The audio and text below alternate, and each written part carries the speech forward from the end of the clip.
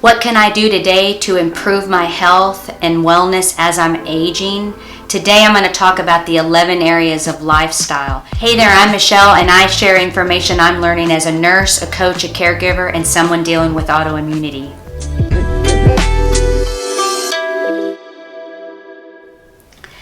At the end of this video, I'll give you 2 things that you can try this week that can help you get started on addressing these 11 areas of lifestyle so you can begin to see the impact that they can have on your health as you're aging. Number 1 is sleep. So even though sleep becomes less deep as we age, we still need 7 to 9 hours of sleep each night.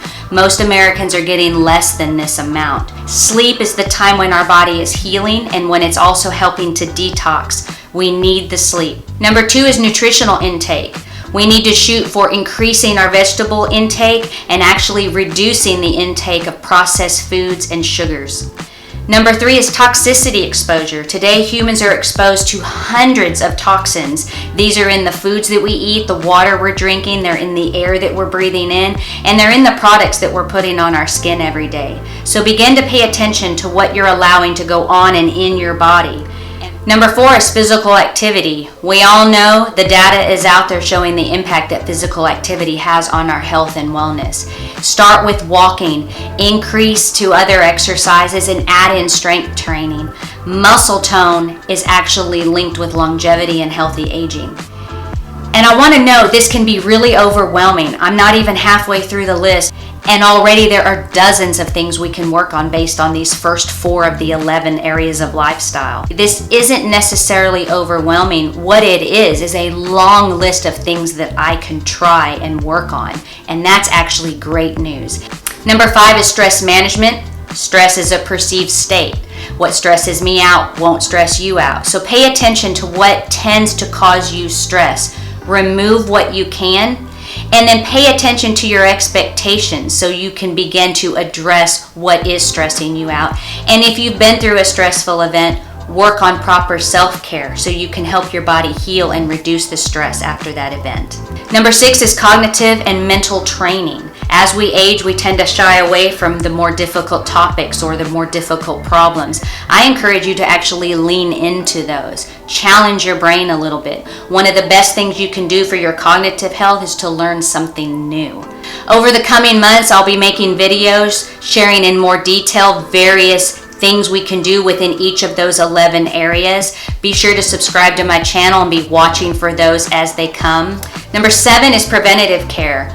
I'm not actually a fan of the term, especially when we're talking about screenings. Having a screening done isn't preventing anything, but what it is doing is helping you discover a problem early enough so it can be treated more efficiently. Screenings and preventative care are easier on your health and also your pocketbook. So get your screenings, your vaccines, and your wellness visits done each year. Number 8 is hydration. Most of us go around chronically dehydrated. This is even increased with the caffeine intake that we have. You need to be drinking adequate amounts of water, not only so your body is functioning efficiently, but so your brain is thinking clearly. The Mayo Clinic actually recommends 15 cups or more for men and 11 cups or more for women. And unless your provider is restricting your fluid intake, then make sure you're getting the adequate amount of water each day. Number 9 is weight management. Too much weight, too little weight, both can have severe impacts on our health and wellness, and it again affects the efficiency of how our body functions. We need to work to be at our ideal body weight, so whatever the body is working on, it's not stressed by having too little body fat or too much body fat. Number 10 is social investment. There are many studies out there showing the impact that social connection has on our health and well-being, especially as we're aging. Doesn't take a huge group. 1 or 2 close connections with another human being is all it takes, but it has incredible impacts on our health and our aging. And then number 11 is spiritual investment. Similar to a muscle, taking the time to work out our spirit is key to our healthy aging. It actually helps us handle stress better when we're spiritually strong. For me, as a believer in Jesus Christ, I actually spend a lot of time in prayer and worship, investing in that relationship with my Creator. It goes a long way to improving my health and wellness as I age. I'm going to share with you a couple things that you can work on this week to get yourself going. The first one is pick one night in the coming week that you're going to try to sleep 7 to 9 hours.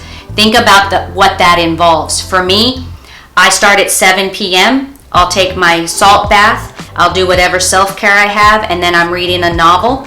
No screens in my face from 7 to 9, and by 9 p.m. I'm asleep, and then I'm awake by 6. That set schedule has helped me reduce my autoimmunity symptoms and improved my health and wellness. So take time to work to get that 7 to 9 hours one night this week and see how you feel the next day.